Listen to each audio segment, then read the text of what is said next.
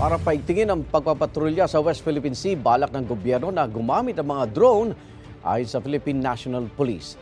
Ang bili naman ng Pangulo, huwag palalain ang tensyon sa West Philippine Sea. May unang balita si June Veneracion. Sa kabila ng paulit-ulit na panghaharas ng China sa mga barko ng Pilipinas sa loob ng ating Exclusive Economic Zone o EEZ, bili ni Pangulong Bongbong Marcos sa Joint National Peace and Order Council meeting sa Camp Crame.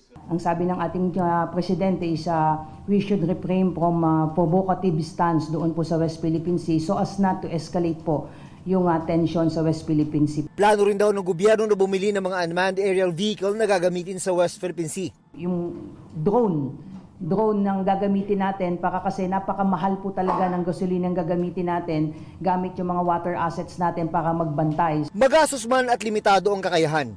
Patuloy raw na magkapatrolya ang Armed Forces of the Philippines. In terms of our deployment in the West Philippine Sea, it's constant that the Philippine Navy is there 24/7. We are patrolling our waters, asserting our sovereignty.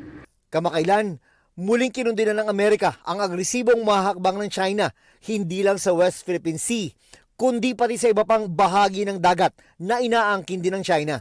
Now, we're clear-eyed about the challenges to peace and stability in this region and worldwide.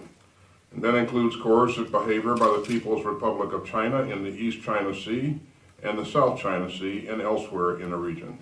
Pero sa ika-13 Manila Forum for Philippine-China Relations, sabi ni Chinese Ambassador Wang Zilian, mapayapa at hindi mananakop ang China. Since the founding of the People's Republic of China, we have never provoked a war, started a proxy war, or occupied 1 inch of others' land.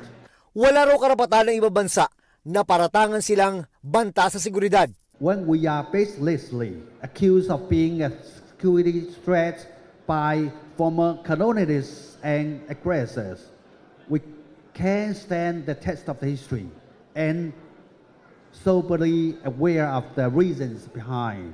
Walang binanggit ang Chinese ambassador kung sino ang kanyang pinatatamaan, pero kilalang dating sinakop ng Espanya, Amerika at Japan ang Pilipinas.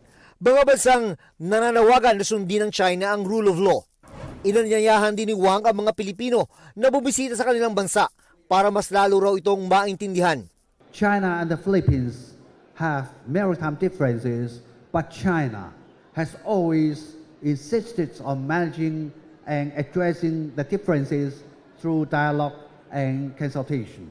Wala pang pahayag ang AFP at PCG tungkol sa mga sinabi ng Chinese ambassador. Ito ang unang balita. June Veneracion para sa GMA Integrated News.